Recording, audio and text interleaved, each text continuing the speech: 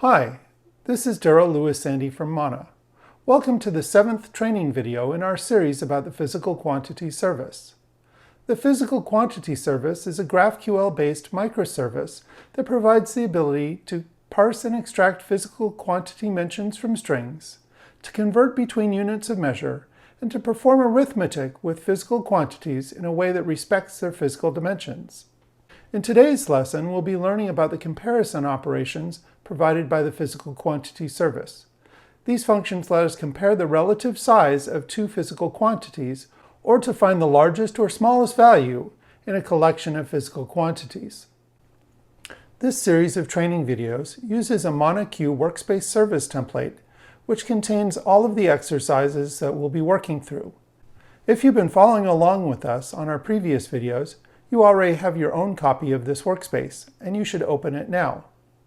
If you've just joined us, you should take a moment to clone your own copy of the Physical Quantity Tutorials workspace.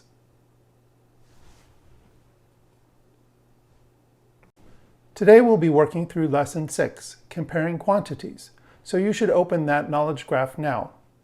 Today we'll be creating a function called WhenBetween, which takes three physical quantities that have the same physical dimension, an upper bound, a lower bound, and a value. And when the value is between the upper and lower bound, it will return it, otherwise it will return null. As with our previous exercises, this knowledge graph comes pre-populated with all the kinds and functions that we're likely to encounter during this exercise. It includes the WhenBetween function, which we'll be creating. We will also need to create the if-then-else quantity function, which will allow us to branch based on the value of a Boolean variable, returning the first physical quantity if the variable is true, and the second if it's false. We are likely to need the normalize function, which we encountered in our lesson on unit conversion, which will put a physical quantity that may be in non-standard format into standard form. We will also be using the is greater than and is less than comparison operations. Before we get started, let's take a look at the comparison operations that the Physical Quantity Service provides. The Physical Quantity Service provides 9 functions related to comparing the size of physical quantities. The first 5 of these are binary comparison operations that let you compare the size of two physical quantities, returning true or false depending on the outcome. These functions can be used to test if one physical quantity is less than or equal to, greater than or equal to, or greater than another. All of these operations take 2 inputs. The first corresponds to the left-hand side of the comparison, while the second corresponds to the right-hand side of the comparison. If the optional arguments are provided, then the physical quantities are first converted to the given unit of measure with the specified precision before the comparison is made. The maximum and minimum functions come in 2 different forms: a binary form, which can compare 2 physical quantities, and an n-ary form, which takes a list. The binary form will compare the 2 quantities and return either the largest if it's the maximum function, or the smaller of the 2 if it's the minimum function. The n-ary forms will do the same, but for an arbitrary number of inputs. The maximum and minimum functions all take 2 optional arguments. If the optional arguments are provided, then the physical quantity is converted to the given unit with the desired precision before it's returned. Otherwise, the physical quantity is returned in its original units of measure. One of the nice features of the comparison operations provided by the Physical Quantity Service is that you don't have to pre-convert your physical quantities to the same unit of measure before you compare them. If unit conversion is required, the Physical Quantity Service handles that for you behind the scenes, so you don't have to worry about it. You should now have all the information that you need to tackle today's exercise. Remember, you're creating the WhenBetween function that returns a physical quantity only if it falls between a given upper and lower bound. Otherwise, it returns null. Why don't you take a moment now to try your hand at this exercise, and I'll be right back to share with you my solution. Welcome back. I hope you had a chance to figure this problem out on your own. This one is somewhat more challenging than our previous exercises, and it's possible to solve it many different ways. As I go through my solution, your solution might look slightly different, and that's okay.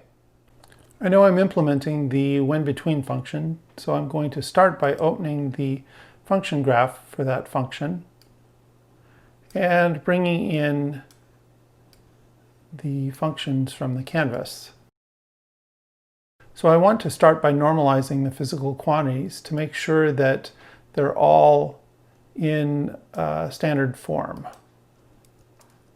So I'm actually going to need 2 more copies of the normalized function. So I'll bring those in. So I'll normalize the lower bound, the value, the upper bound. And I know that I need to do some comparisons here. So I need to make sure that the value is greater than the lower bound. I also need to make sure that the value is less than the upper bound. All right. Now, if I had an AND function, I could test that both of these were true. I could pass that into here and then pass through the physical quantity when it was true and pass in null when it wasn't. But I don't have an AND function. Now, if you wrote one and used that, that's fine. I'm going to show you a trick here on how we could use the if then else quantity function, but I'm going to need a second copy of it. All right, so let's wire this up. And what seems like the obvious way, I'm going to take the test from this one and the test from this one. And when it's true, I want the value. Let's move this around just a little bit. I'm going to choose the second one here to be my output. So that goes to the output. And when this comparison is false, I don't want to connect up this port to anything, so it will return null. So that'll have the desired behavior. Now the question is, what do I do with this port? So here's where the little trick comes in. If I take the upper bound and wire that into this port, when this first comparison is false, it will return the upper bound, and otherwise it will return the value. And instead of piping in the value here, I wire up the output from this first if then else function. When this first comparison, this first test fails, it will return the upper bound, which will cause this comparison to fail, which will cause us to return nothing. If this one is true, if this test is true, it will return the actual value, perform the comparison, and then if that comparison fails, we'll get null. Otherwise, we'll get the value back. That's exactly the behavior that we wanted. Now we have a couple things here that we still have to do. We've got this we've got the optional arguments that we have to wire through. So I'm going to wire them into the comparison operations. That way we can specify the precision of the comparison that we're performing and with what unit of measure. And finally, we need to create an implementation of the if then else quantity function, and that's simple enough that it can be done with a lambda. So I'm going to go ahead and do that.